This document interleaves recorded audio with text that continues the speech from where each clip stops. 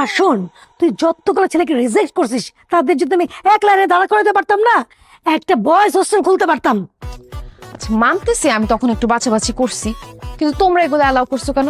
তোমরা জোর করে হাত পা বেঁধে আমার বিয়ে দিয়ে দিতে পারতা না? যাই হোক, যা হয়ে গেছে হয়ে গেছে। এখন তোমরা আমাকে একটা বিয়ে করায় দাও।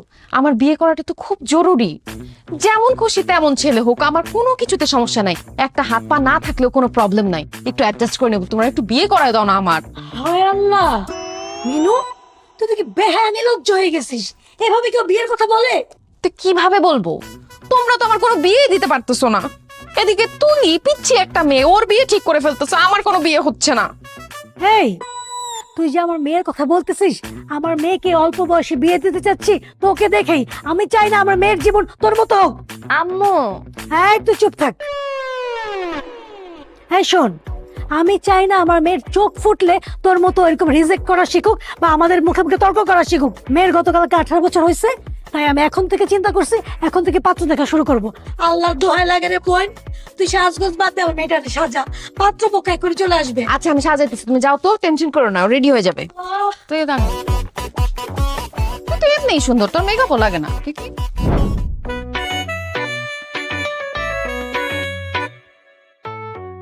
এই যে একটু কিছু, মাশাআল্লাহ, একদম চাঁদের মতো সুন্দর। Thank you. আপনি তো খুশি হন না? আপনাকে বলি নাই, মেয়ে আমাদের পছন্দ হয়েছে। ও, ছেলেকেই তো জিজ্ঞেস করিনি, তোর পছন্দ হয়েছে? আলহামদুলিল্লাহ, আলহামদুলিল্লাহ। মেয়ে যেহেতু আমাদের পছন্দ হয়ে গেছে, সেহেতু আজকে কাবিনটা করাই ফেলতে চাই। কি বলেন হেকমত সাহেব? ও, আপনাদের ছেলে পছন্দ হয়েছে কিনা সেটা শুনলাম না। ছেলেকে কি পছন্দ হয়? আমাদের পছন্দ হয়েছে, কিন্তু কিন্তু মানে তোমরা বাচ্চারা চলে আসছো কাবিন করতে, গার্জিয়ান লেভেলের কেউ আসলে ভালো হতো না? কি বলে? ছেলের বাবা আমি নিজে চলে আসছি, আরো গার্জিয়ান লাগবে?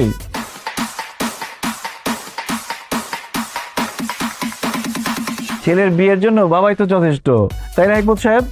বাবা মানে মানে তো তুমি মানে তুমি, আরে আমি তো মনে করছি তুমি সর্বোচ্চ ছেলের বড় ভাই। বাবা বাবা হলেন কিভাবে আপনি? বিআই সাহেব, আপনি তো ভীষণ রসিক মানুষ।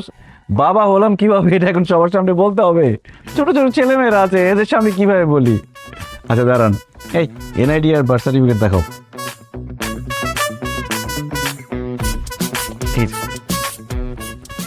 আরেকটা আমার কাছে। এই যে আমাদের দুইজনের এনআইডি, আর এই যে আমার ছেলের বার্থ সার্টিফিকেট, দেখেন।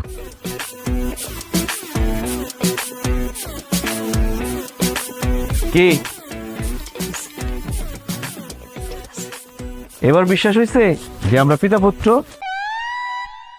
আসলে আপনাকে দোষ দিয়ে লাভ নাই, সবাই এরকম কনফিউজ হয়ে যায়, ভাবে আমরা দুই বন্ধু অথবা বড় ভাই ছোট ভাই। আসলে আমাদের বংশের ট্রেডিশনটা এরকম, আমরা অল্প বয়সে বিয়ে করি, অল্প বয়সে বাবা হই, যাতে করে আমরা নাতির ঘরে পুতি, পুতির ঘরে নাতি